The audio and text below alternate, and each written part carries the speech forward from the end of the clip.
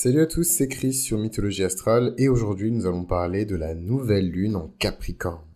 Alors déjà un grand merci à toutes les personnes qui ont rejoint le Patreon que j'ai lancé la semaine dernière à propos de la nouvelle lune, pardon la pleine lune en Lion. Donc suite à ça j'ai lancé mon Patreon, donc c'est un Patreon du coup qui vous permet d'accéder à la météorologie astrale. Donc on parle ici des différents transits lunaires, notamment la nouvelle lune et la pleine lune, et donc vous verrez de toute manière que dans cet épisode, vous n'aurez pas la totalité du coup de l'épisode, et l'influence de la nouvelle lune sur vos ascendants spécifiques, c'est quelque chose que je réserve pour les Patreons, donc n'hésitez pas à rejoindre le mouvement, hein, vu que pour une fois, je ne suis pas un youtubeur escroc qui va vous demander de rejoindre un truc juste pour le plaisir de le soutenir. Je vous donne de la valeur ajoutée en échange, because I'm smart. Et si vous m'avez trouvé, c'est que vous êtes plutôt futé aussi, donc let's go, hein, entre gens intelligents. Donc aujourd'hui, on va parler de manière très sérieuse, beaucoup plus sérieuse, de la nouvelle lune en Capricorne. Oula, je sais pas ce que j'ai avec le Capricorne, mais la nouvelle lune en Verseau qui va avoir lieu le 11 février. Donc un événement qui est extrêmement important. Comme je vous l'ai expliqué dans l'épisode sur la pleine lune en Lion, c'est vraiment nouveau pour moi d'observer les transits, puisque j'observe les transits en permanence. Je suis obsédé par les transits. Je vis par les transits, littéralement. Et mais non, mais le fait de partager ça avec d'autres personnes et du coup de le partager spécifiquement avec vous, c'est vrai que c'est nouveau pour moi. Donc je le fais avec ma famille et mes proches, mais voilà, comme ça sur Internet, voilà. Mais bon, ici c'est Mythologie Astrale. Euh, donc voilà, donc juste pour dire que bah, c'est nouveau pour moi et voilà. Et pourquoi je vous ai expliqué ça? Je vous ai expliqué ça parce que je voulais que vous compreniez un petit peu mon approche du commentaire des transits lunaires. Je trouve que ce qui est intéressant, c'est vraiment de reprendre les événements jusqu'à un an avant les périodes de pleine lune, de nouvelle lune, d'éclipse totale, d'éclipse lunaire. Voilà, c'est toujours intéressant de reprendre, de revenir vraiment en arrière et d'avoir une sorte de continuité en fait dans ça. Et c'est quelque chose que j'inclus dans le commentaire sur les ascendants. Voilà, je vous explique ascendant par ascendant, en gros ce que vous avez vécu et ce que vous avez traversé. J'adore faire ça. En fait, ça me dérange pas de le faire dans le passé, dans le futur, je suis un peu plus j'ai envie de prophétiser sur la tête de personne, donc voilà, je suis un peu plus tatillon sur le futur, les prédictions, etc. C'est pas trop ma cup of tea. Mais en tout cas, dans le passé, j'adore, et ça permet d'avoir des vraies discussions, en plus sur des événements qui se sont produits avec des personnes qui ont du recul, en fait.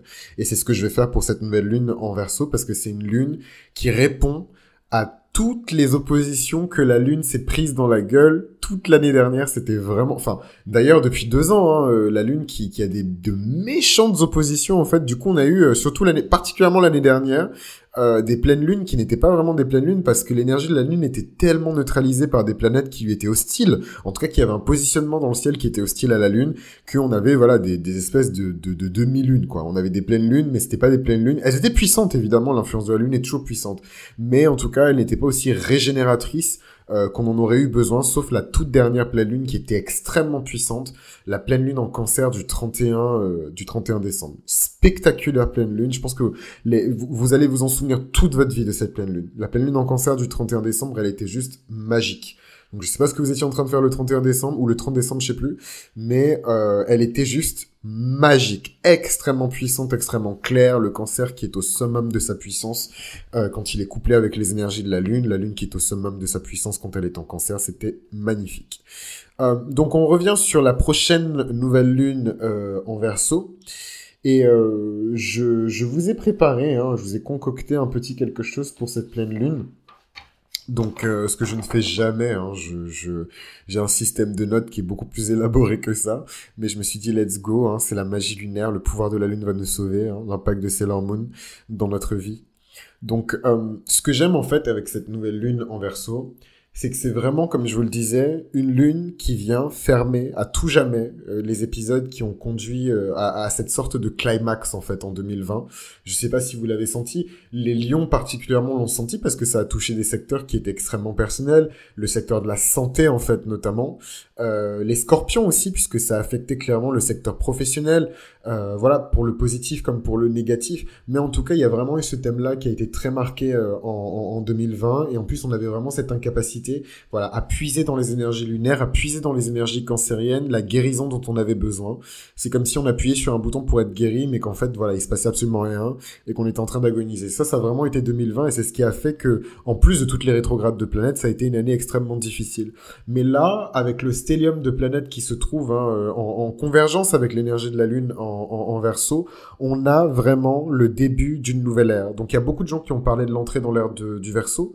Là, si vous voulez, je pense que ici, on est vraiment sur le top départ du clin d'œil à l'ère du Verseau. Voilà, donc je vous ai bien entubé, vous pensez que j'allais dire « Oh, Aquarius !» Eh bien non. Pour moi, l'ère du Verseau va commencer dans une centaine d'années. Donc voilà, c'est chaque personne qui s'intéresse à l'astrologie, astrologue, cosmologue, théologien, peu importe en tout cas, les personnes qui croient en la délimitation des époques, hein, par ère astrologique, donc tous les 2000 ans environ. Donc là, on sort en fait de l'ère du Poisson. On était dans l'ère du Poisson jusqu'à présent. L'ère du Poisson qui a été marquée à son début par les signaux qui ont été indiqués par les rois mages et qui ont situé donc cette fameuse étoile, l'étoile de Bethléem, qu'ils ont suivi jusqu'à à Bethléem pour trouver le Christ et pour lui faire les dons qu'il devait lui faire. Et ça a marqué le début de l'ère du Poisson, donc l'ère des miracles, l'ère de la magie, l'ère de l'ascension divine, l'ère du mysticisme, l'ère de l'amour inconditionnel, toutes ces notions qu'on raccroche au Christ en fait. Et là, on entre dans l'ère du Verseau. Et donc en fait, pour moi, c'est entre 2100 et quelques et 2150 et quelques. Pour moi, mais voilà, pour certaines personnes, c'est 2000 ans, 2000 ans, 2000 ans. Donc voilà, 2000 ans, une ère, l'an 2000, une nouvelle ère, etc. Moi, je pense qu'on rentre dans une nouvelle ère et on a déjà les premiers symptômes de cette nouvelle ère qui va être l'ère du Verseau, où tout va aller vite. Les choses vont être un peu plus, comment dirais-je, aseptisées que d'habitude. Il y aura beaucoup moins de place pour les sentiments et pour les émotions, beaucoup plus de place pour la raison et pour la logique. Et c'est vraiment l'ère dans laquelle on est en train de rentrer, en fait. Pour moi, à chaque début d'une nouvelle ère, on a cette espèce de clin d'œil, on a cette espèce voilà, d'étincelle de magie qui vient là pour nous dire voilà, il est en train de se passer quelque chose. Mais dites-vous que les planètes tournent tellement lentement. Leur orbite est tellement lent en fait. Enfin, je sais pas. C'est comme les changements de signe de Saturne. Ok, Saturne rentre dans un nouveau signe ou Saturne rentre dans une nouvelle maison quand on parle de l'influence sur votre chart personnel. Mais je veux dire, c'est Saturne, donc les effets ne se sentent pas tout de suite. Donc pourquoi un changement d'air serait aussi abrupt? Je ne comprends pas. Mais bon, pour moi, on est dans les premiers clins d'œil de cette nouvelle ère qui est l'ère du Verseau, qui est effectivement une ère d'abondance, une ère de générosité.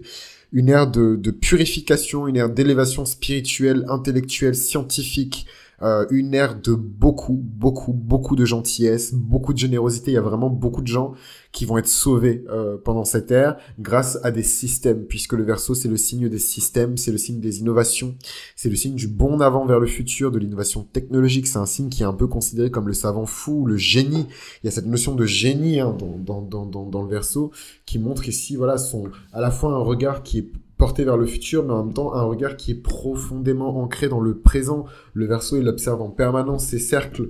Le Verseau, il est obsédé par la paix dans le monde. Il est obsédé par le respect des communautés dans leurs différences. Ça, c'est vraiment Uranus qui fait ça. Accepter les gens dans leurs différences. Donc, c'est pour ça qu'on associe souvent Uranus aux populations oppressées, aux populations qui sont en minorité et qui sont discriminées. On associe Uranus au mouvement des Afro-Américains, des droits civiques des Afro-Américains. On associe Uranus aux LGBT. On associe Uranus aux révolutionnaires, aux féministes. Voilà, donc il y a vraiment cette énergie ici de remise en question du status quo qui est cristallisée par le Verseau. Et donc, en fait, on a cette nouvelle lune. La nouvelle lune, il faut vraiment le voir comme le début d'une ascension. En fait, c'est vraiment... C'est comme si l'univers nous aspirait par le haut, en tout cas nous tirer vers le haut. La pleine lune, c'est différent. On est ici dans une accumulation énergétique qui ensuite est relâchée.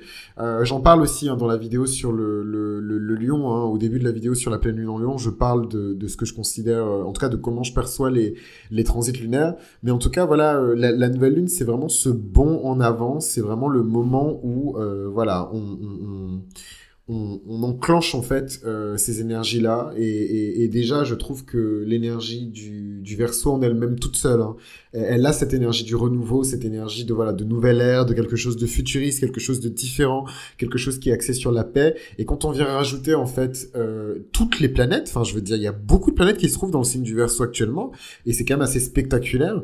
Ce stellium de Verseau, il n'était pas arrivé depuis longtemps, donc voilà, et donc la Lune, elle est soutenue par toutes ces planètes. Donc une Lune qui est hyper puissante en fait. Une nouvelle Lune qui est hyper puissante, pour ne pas dire que, voilà, quand je vous ai dit que c'est le début d'une nouvelle ère, voilà, les astrologues sont tellement fatigués, ça fait 2 ans qu'ils disent que l'ère du Verseau, elle a commencé. 3 ans, 10 ans même, qu'ils disent que l'ère du Verseau, elle a commencé.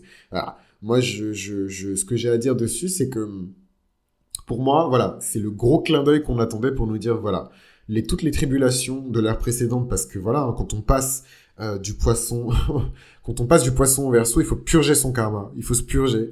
Voilà, le poisson, c'est une énergie qui est un peu coagulante, c'est une énergie qui a accumulé beaucoup d'énergie qui ne sont pas nécessairement les siennes, puisque c'est le 12e et dernier signe, donc il accumule les énergies de tous les signes précédents et aussi les déchets, voilà, les défauts, les distorsions énergétiques des autres signes. C'est pour ça que les poissons, c'est des personnes qui sont extrêmement subtiles, c'est des personnes qui sont extrêmement changeantes, parce qu'elles bénéficient de toutes les énergies des autres signes auparavant.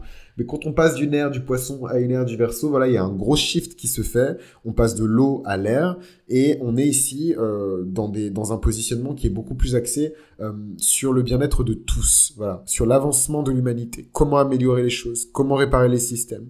Et cette nouvelle lune en Verseau, elle est là pour nous aider quelque part à prendre conscience de ça, voilà, et à identifier autour de nous les opportunités, les moyens, les personnes qui vont nous permettre d'avancer vers cet idéal qui est celui du Verseau, donc un idéal qui est utopiste, pardon. Quel lapsus révélateur. Un idéal qui est idéaliste. Pardon. Bref, vous avez compris. C'est idéaliste, c'est doucereux, ça veut le bien pour tout le monde, et la bénédiction, et l'argent pour tout le monde, et le revenu universel, et les noirs, la justice pour les noirs, et la justice pour les gays, et voilà. Et le féminisme, et voilà. Tout ça, c'est l'énergie du Verseau. La nouvelle lune en Verseau, ça va être un véritable bond en avant énergétique. Voilà. Et c'est pas à l'échelle individuelle, c'est à l'échelle collective. C'est-à-dire que les gens qui ont fait le travail vont sentir qu'ils transitionnent vers quelque chose de nouveau. Donc je vais pas parler ici de dimension parce que flemme, mais on est en train de rentrer dans quelque chose de nouveau, quelque chose de changeant, et on va avoir à faire un choix, comme on a dû le faire en 2020, et je pense que c'est la dernière chance, entre guillemets, entre choisir ce futur qui est incertain, mais qui paraît beaucoup plus glorieux et beaucoup plus lumineux que la situation que nous avons actuellement, ou s'accrocher à un passé qui est pour le coup ici cristallisé en fait par la crise. Donc je vous prie de m'excuser, c'est vraiment pas, je prends pas du tout à la légère la crise du Covid et etc. Enfin voilà, et puis toutes les personnes qui ont perdu des gens, vraiment je suis en prière avec vous.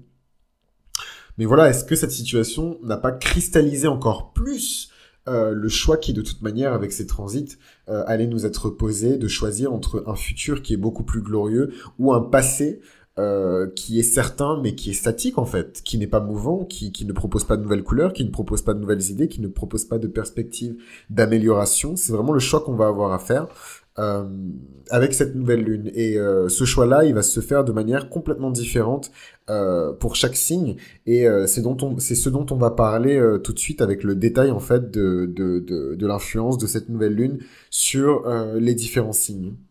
Donc pour les béliers, l'influence de cette nouvelle lune, elle va surtout être axée sur votre maison numéro 11. Donc quand je dis les béliers, je m'adresse ici aux ascendants et aux béliers solaires en priorité. Certains béliers lunaires peuvent ressentir les effets de cette nouvelle lune dans un secteur particulier qui est occupé par l'ascendant bélier, mais c'est en priorité les ascendants béliers qui doivent écouter du coup cette interprétation et cette lecture en tout cas des influences de la nouvelle lune sur votre signe, et ça se passe dans votre 11e maison. La 11e maison, c'est la maison des alliés, c'est la maison des amis, c'est la maison des gains, c'est la maison, vous l'aurez compris, de tous les bonus, tous les risques en fait qui ont été pris dans la maison 5 sont récompensés dans la maison 11, et mes chers ascendants béliers, laissez-moi vous dire que les influences de cette nouvelle lune vont juste être fantastiques. Fantastiques. Pourquoi ? Parce que la maison numéro 11, c'est la maison des alliés, mais c'est aussi la maison de votre tribu d'âme. C'est la maison des personnes qui sont exactement comme vous, des personnes qui pensent comme vous, des personnes dont l'âme vibre, c'est-à-dire à la même fréquence que vous. Et ça, vous aurez vraiment l'occasion d'identifier ces personnes-là autour de vous lors de cette nouvelle lune qui va se tenir dans le signe du Verseau le 11 février. Donc c'est simple, les béliers, il faut...